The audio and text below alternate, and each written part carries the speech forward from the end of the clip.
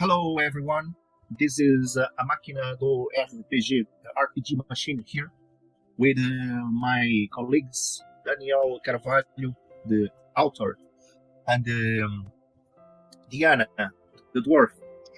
So we are Newborn Games, and we'll be demoing this special scenario, this showcase scenario for Silent Lake. Before we start, let's just talk about a bit of the themes of the game. So Silent Lake deals with mature themes, and that may evoke some discomfort, offense, or fear amongst players or people who will be watching this video. And while the game's narrative may explore dark and edgy concepts, it should never compromise the comfort of those at the table. So we establish a supportive play environment that begins with mutual respect and open communication. So this is an adult scenario, so it's not something that we would advise kids to watch it, or at least with some parental advisory. So without further ado, we'll be presenting the characters in this scenario. Diana will be playing Phoebe, the rival, and Danielle will be playing Zachary, the boyfriend. So these characters are related to Deirdre, that died mysteriously. People are trying to find the killer. Who killed Deirdre? Did she committed suicide? How did she die? But this specific scenario is not about finding the killer. This is about these two characters trying to recollect memories about places, about places. But these memories are quite subjective. It's not like an absolute truth. It's their version of the facts. But don't wait to find out how we do this. So, in Silent Lake, we prepare characters. So we'll prepare our characters. Each player will have 12 points to divide between 4 attributes. The attributes are sex, violence, dialogue, and moxie. These attributes govern the scenes that are played. So the standard dialogue to interact with other characters, be it NPCs or even the player characters with each other. So something more intense than dialogue would be violence, for instance. So if you're trying to intimidate or being aggressive in the way you talk, it's not violence. Violence will be physical altercation. Okay. So if you're having a conversation with someone that you hate, it might escalate to a violent scene. On the other hand, you have sex. You can only have sex scenes with your lovers. That will be characters that your character loves. So if you just like that character, you'll have a nice conversation, an easy dialogue scene, but it will not be in a romantic pursuit. It will not be a seduction scene. It might be flirtatious, but not necessarily going to be a sex scene. But if it's one of your lovers, it might start with a dialogue scene and then escalate. And then you have moxie scenes. The moxie scenes are usually physical scenes, but not violence, are usually stealth scenes, or scenes where you try to find clues, searching for physical clues, trying to enter in places where you're not supposed to be. So, each player has 12 points, and you may divide any way you please between these 4 attributes. They can be 0, but you may not put more than 10 in one attribute. So it will be between 0 and 10, each attribute. 0 doesn't mean you can't play that scene. You may play that scene as well, but the more value you have in that attribute, the more robust your character is within that scene. If you play scenes where you have a low score, it means that you'll learn your character faster than if you play a scene where you're stronger. But don't let that dictate which scenes you should play, because part of the fun in playing Silent Lake is watch your character dealing with troubles, with problems, and even consumed by this pursuit of the truth. So players will be dividing the points, and I'll clap my hands, and magically the points will be divided. So On 3, we'll clap the hands. 1, 2, 3. That's it. Lake magic, dudes. Lake magic. So, now we have these 4 attributes distributed. So, Phoebe has 6 on sex. So that's where she's strongest at. And 1 violence. So she's a bit weak. It's not like that she wants to be fighting if she needs to, but she'll grow tired, as you will see in the mechanics. So she is so in dialogue and moxie, and that's 12 points in total. And then we'll see Zach. So Zach has 6 on violence, so he's strong in a violence scene. He has 3 in sex, 2 in moxie, and 1 in dialogue. Of course, it doesn't mean that he won't be able to speak, of course. It just means that he's not as strong in dialogue scenes. So dialogue scenes are pretty standard in Silent Lake, and the big guns in Silent Lake are sex and violence. They're the most powerful scenes, but they're also the most taxing for the players. So the choice doing certain things, it's not just a question of vibe or aesthetic. Part of it is actually a bit of strategy. So the player might take chances doing a certain type of scenes, or go safe and choose dialogue scenes. So you also have one of the attributes that you aced. Since Silent Lake is played with cards, aces are special cards. They have this value of 1, but when you play in the context of a scene where you ace at, when you play the ace, its value is 11. So you pick one of the attributes and you ace it. It isn't necessarily the attribute you have strongest.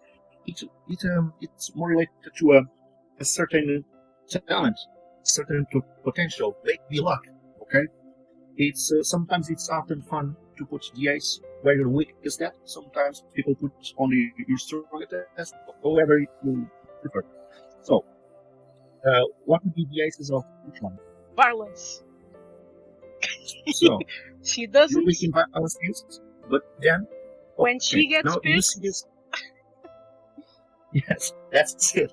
That's it. So, she doesn't have like all that practice, maybe in fighting, I guess. But sometimes, when she gets pissed, and that ace might represent that. So you see these unpainted dots at the left of the attributes. When you paint the dot, it means that you ace it. And Zach, which attribute will be your ace? Sex, of course. So you're optimizing. So Zach is strong in sex, and he knows it. Okay. I believe everyone knows it, but okay. Then you also start with some cards and with some stuff. Okay? So I'll be distributing the cards. Most of the characters start with 3 cards. 3 cards is the most you can have in your hand. And then you'll have these conditions. These blank spaces. When you suffer a condition, you put a card in it. We call it lock a condition. These lock conditions count against the maximum of cards you may have in your hand. So if I have one condition, for instance here, in the physical condition, I may only have up to 2 cards in my hand. If I have 2, let's see, social and physical, I may have up to 1 in my hand. Sometimes I don't have cards at all. But these 2 will be locked until I heal the conditions. If I lock a 3rd condition, my character dies. Or at least in some scenarios, the character will be done with that scenario. In a Silent Læke full game, it means death. With that said, Phoebe will have 2 cards, and Zachary says here, at the start of the game, draws 2 cards, and Phoebe draws 2 cards as well. I'll be shuffling these cards in this digital deck here, and I'll deal 2 cards for each one. Okay. Then I'll deal the cards. Tom, you have each one of you has 2 cards, right? Correct. Okay. Yeah. And then, in the case of Zachary, he has this physical condition. So, Zach, you have 2 cards, but you start with 1 condition locked. So, you'll be picking one of your cards, you put here on the table, and you choose 1 condition to be locked. You have in this physical condition. Here you have, maybe it's a bit small for the most screens, but it says tired or injured. So, Zach, why you start with this? Well, Deirdre is no longer here, and that does not stop people from being stupid and saying things that they shouldn't say, spreading lies. And, It's not lies if it's the truth. Well, indeed, but in this specific instance, yes, there were lies, it's gossip, and someone needed to be put in his own place. Well, and I paid for it. Okay, so you're hurt. You're physically hurt. Maybe a fight or something. Okay. Maybe not. No, it was a fight. There's no maybe here. It was. Sure. Okay. So you start with 1 condition here in physical. You have 1 card in hand. That means you may get if in the game you 1 in the hand. That's the maximum you may have, as long as you still have the physical condition. Also, both characters start with stuff. Stuff are like cinematic items that kind of ritualize, this strange 1990s vibes from the thriller movies. And this stuff conditions. So, if you eat pie, so there's a pie icon here, you feel the physical condition. If you drink the gel, that is coffee, you feel the social condition. You don't feel as needy or as alone. Coffee makes good company for you. And the mental condition, because you're shaky or confused, you smoke a jack, that is cigarette. You'll feel the mental condition. Pies, coffee, cigarettes, they're good for you. They heal you all the bad things that happen to you. So this is the logic, this cinematic logic, and kind of the 90s in those graphic adventure games that the items had one use. You use the item and then it will just disappear. So the game has that kind of logic. And both characters start back. So I have this deck here with stuff. I'll be dealing a check for each one. I'll be putting the check here and the check here. Okay. Can you pick the card, please? And that's it. So we'll be start playing, and as we go, we'll be doing these discoveries about the characters. Oh, one more thing. Each one of you starts with 0 of Melancholic Horror. So Melancholic Horror is your state of mind. From 0 until 4, you're sad, of course, you're melancholic, but it doesn't have impact on the game. When this tracker is full, that means 5, you're suffering Melancholic Horror. Melancholic Horror makes everything difficult for you. There are only 2 difficulties in this game: normal and desperate. Desperate will be difficult. There's no easy, so it's quite simple. Normal and desperate. You'll only be desperate when your Melancholic Horror is at 5, or if a specific scene asks for it. But most of the times we'll assume the normal difficulty, and only desperate when you're with full Melancholic Horror. So, and each one of you starts with this tracker at 3.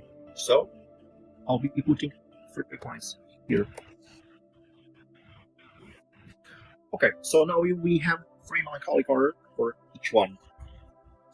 That's the standard. You start sad already. See, this is a sad card game, okay? So it's perfectly normal to start as it is. Sometimes you lower this score. Sometimes it rises. I'll be explaining more mechanical nuances as we play.